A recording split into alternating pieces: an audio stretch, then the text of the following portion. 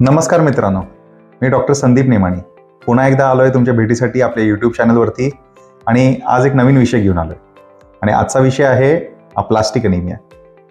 आता मित्रांनो, aplastic anaemia याचा अर्थ की ज्याच्यामध्ये अनिमिया याचा अर्थ रक्ताची कमतरता आणि अप्लास्टिक अनिमिया याचा अर्थ जेव्हा बोन मॅरोमधून रक्ताची उत्पत्ती होत नसेल तर त्या आजाराला अप्लास्टिक अनिमिया असे म्हणतात. आता आधीच्या व्हिडिओमध्ये तुम्ही बघितलं असाल बोन मॅरो म्हणजे काय असतं. त्यामध्ये हाडामधली आपली पोकळ जागा त्या ठिकाणून रक्ताच्या पेशी उत्पत्ती होत असतात. समजा काही कारणामुळे रक्ताच्या आतमध्ये असलेली जी फॅक्टरी आहे, जी बोन मॅरो आहे, आणि ती कालांतराने समजा बंद पडत आली, म्हणजे रक्ताची उत्पत्ती व्हायची बंद झाली, तर त्याला अप्लास्टिक अनिमिया असं म्हणतात. म्हणजे थोडक्यात सांगायचं झालं तर समजा एक कारखाना आहे आणि त्या कारखान्यामध्ये 10 कामगार काम करतात आणि तिथे समजा एक कामगार सोडून गेला, त्यानंतर दुसरा सोडून गेला आणि कालांतरानं ते सर्व काम 5 कामगारांवरती आलं. त्यानंतर ते उरलेले 5 कामगार जे आहेत ते काम करत करत ते सुद्धा आयदर ते संपून गेले किंवा त्यांनी सुद्धा काम सोडून दिलं आणि त्यानंतर तो कारखाना बंद पडतो.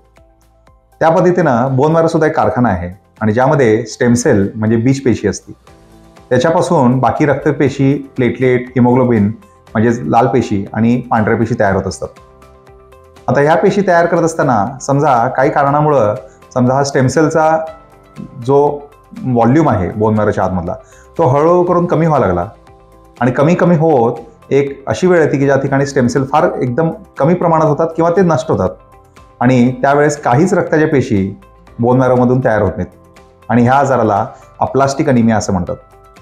आणि जेव्हा ह्या रुग्णांची आपण बोन मॅरो टेस्ट करतो तेव्हा आपण पाहतो की बोन मॅरोमधून काहीच उत्पत्ती होत नाही आहे आणि कोणत्याही प्रकारच्या सेलची उत्पत्तीचे चिन्ह आपल्याला बोन मॅरो टेस्टमध्ये दिसत नाहीत. आता तुम्ही विचाराल की अप्लास्टिक अनिमिया घडतो कशामुळे, म्हणजे अप्लास्टिक अनिमिया होण्यामागचं कारण काय.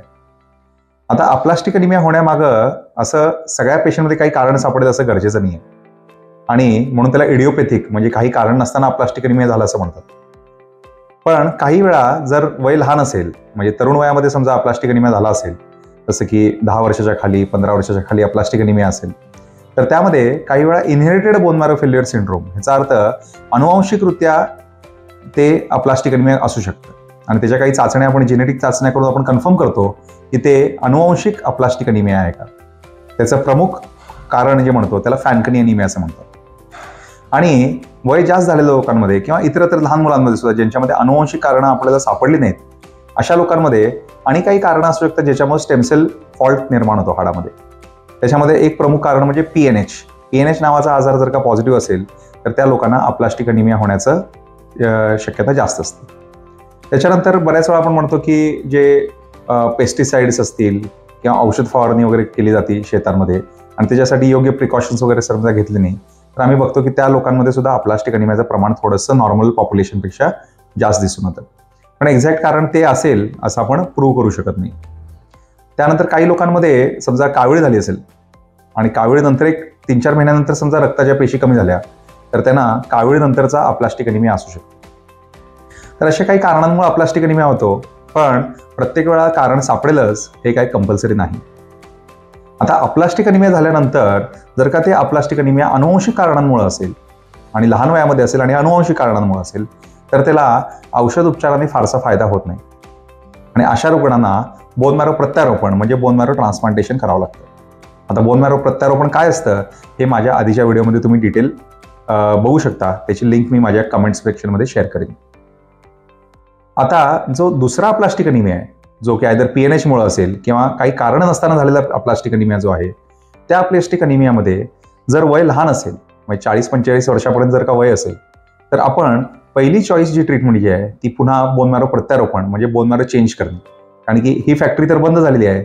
आता आपल्याला बाहेरून कुठून तरी दुसऱ्या फॅक्टरीतून कामगार घ्यावे लागतील थोडेफार आणि त्यांचा रोपण म्हणजे स्टेमसेल्स बाहेरून दुसऱ्या भाऊ बहिणींकडनं वगैरे आपल्याला घ्यावं लागेल आणि त्या स्टेमसेलचं रोपण आपल्याला त्या हाडामध्ये जिथं फॅक्टरी बंद झाली आहे त्या ठिकाणी त्यांचं रोपण करावं लागेल.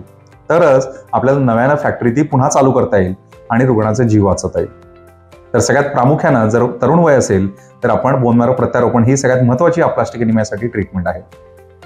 जर का काही कारणामुळे जर का मॅचिंग असलेला डोनर मिळाला नाही किंवा पेशंटचं आपल्याला ट्रान्सप्लांट करता येऊ शकत नसेल तर दुसरी ट्रीटमेंट जी आहे आणि जी वयस्कर लोकांना सुद्धा वापरता येते ती म्हणजे ATG नावाचं इंजेक्शन असतं. ATGचं लॉंग फॉर्म आहे अँटी थायमोसाइड ग्लोब्युलिन. आता हे जे ATG इंजेक्शन आणि त्याच्यानंतर देण्यात येणाऱ्या ज्या गोळ्या आहेत ह्याच्यामध्ये साधारणपणे 60 ते 70% रुग्णांना फायदा होऊ शकतो. आणि हे जे ATG इंजेक्शन असतं हे इंजेक्शन घोड्यांमध्ये तयार केलेलं इंजेक्शन असतं. त्याला आपण हॉर्स ATG असं म्हणतो. हॉर्स ATG याचा अर्थ की आपण घोड्यांना काही इम्युनिटीसाठी काही औषधं देतो आणि नंतर त्यांच्या प्लाझ्मामधून हे औषध तयार केलं जातं आणि हे 4 ते 5 दिवसात पेशंटला सोडलं जातं आणि त्याच्यानंतर त्याचा इफेक्ट यायला साधारण 3 ते 4 महिन्याचा कालावधी लागतो. म्हणजे आज इंजेक्शन जर का रुग्णाला दिले तर उद्या त्याची पेशी वाढतील असं आपण सांगू शकत नाही. त्या काळामध्ये 3-4 महिन्यामध्ये पेशंटला तेवढीच काळजी आपल्याला घ्यावी लागते. त्यांना वारंवार प्लेटलेट लागू शकतात, वारंवार रक्त चढवायला लागू शकतात, त्यांना वारंवार इन्फेक्शन होऊ शकतात. तर अशा वेळेस आपल्याला त्यांची पूर्ण काळजी घ्यावी लागते. आणि 3 ते 4 महिन्यामध्ये 60 ते 70% रुग्णांमध्ये म्हणजे 10 पैकी 6 ते 7 रुग्णांना त्या इंजेक्शनचा फायदा होऊ शकतो. उरलेल्या 3 ते 4 रुग्णांना शक्यतो मग ते ATGचा फायदा होत नाही. त्या लोकांना पुन्हा एकदा एखादा कोर्स ATGचा आपण ट्राय करू शकतो. आणि जर का ATG देणंही शक्य नसेल तर तिसरी ट्रीटमेंट ही गोळ्यांची ट्रीटमेंट असते आणि त्याच्यामध्ये बरेच 2-3 प्रकारच्या गोळ्या आहेत आपल्याकडं. जसे सायक्लोस्पोरिन म्हणतो आपण त्याला, डायनाझॉल म्हणतो किंवा एल्ट्रोम्बोपॅक म्हणून औषध आहे ते म्हणतो, रोमिप्लोस्टिम इंजेक्शन म्हणतो. या प्रकारची औषधं वापरून आपण पेशंटला पेशी वाढवायचा प्रयत्न करू शकतो. पुन्हा ही औषधं चालू केल्यानंतर सुद्धा थोडं धीर धरलं पाहिजे. पहिल्या 1-2 महिन्यामध्ये काहीच रिस्पॉन्स नाही असं वाटेल तरी सुद्धा ही गोळ्या कंटिन्यू केल्या पाहिजेत आणि कमीत कमी 3 ते 4 महिन्याची ट्रीटमेंट झाल्यानंतर आपण म्हणू शकतो की या गोळ्या काम करतायत का नाही. साधारण 40 ते 50% लोकांमध्ये गोळ्यांचा फायदा होऊ शकतो. म्हणून गोळ्या हा सातत्यानं घेत राहणं आणि न चुकता घेत राहणं, जरी फायदा नसेल तरी सुरुवातीच्या काळात घेत राहणं, जेणेकरून कालांतराने त्याचा फायदा आपल्याला दिसू शकतो. या पद्धतीने आपण अप्लास्टिक अनिमियाची ट्रीटमेंट करू शकतो. सर्वसामान्यपणे अप्लास्टिक अनिमिया झालाय हे ओळखण्याची लक्षणं म्हणजे वारंवार रक्तस्राव होणे, अंगाला स्पॉट येणे किंवा दातातून रक्त येणे, लघवी संडासातून रक्तस्राव होणे, अंगाला काळे निळे धपके पडणे, हे ब्लिडिंगमुळे म्हणजे प्लेटलेट कमी असल्यामुळं दिसून येतं. नंतर WBC म्हणजे पांढऱ्या पेशी कमी झाल्यामुळं रुग्णांना वारंवार इन्फेक्शन होणे, निमोनिया होणे, लघवीचं इन्फेक्शन होणे, पोटात इन्फेक्शन होणे, हे वारंवार इन्फेक्शनची साईन्स येत राहतात. आणि तिसरं म्हणजे हिमोग्लोबिनच्या कमतरतेमुळं त्याच्यामुळे अशक्तपणा वाटणे, थकावट वाटणे, छातीत धडधड होणे आणि त्या रुग्णांना वारंवार रक्त आणि प्लेटलेट चढवायला लागू शकतात. अशा प्रकारचं हे अप्लास्टिक अनिमिया थोडंसं सिरियस प्रकारचं एक आजार आहे. परंतु ह्याला योग्य वेळेत समजा बोन मॅरो ट्रान्सप्लांट करण्यात आलं म्हणजे डायग्नोसिस झाल्या कमी टाईममध्ये जर का आपण बोन मॅरो ट्रान्सप्लांट जर का केलं तर आउटकम म्हणजे पेशंटचे जे रिस्पॉन्स आहेत ते बऱ्यापैकी चांगले येण्याची शक्यता आहे आणि पेशंटला आजारमुक्त करता येऊ शकतं. तर एवढंच सांगायचं होतं अप्लास्टिक अनिमियाबद्दल. माझ्या चॅनलला लाईक, सबस्क्राईब आणि शेअर करायला विसरू नका. आपण पुन्हा असंच भेटत राहणार आहे वेगवेगळे रक्ताच्या आजारांवरती असेच व्हिडिओ घेऊन आणि थोडक्यात आपण त्याची माहिती आणि त्या आजारांची ओळख आपण तुम्हाला करून देत राहणार आहे. धन्यवाद.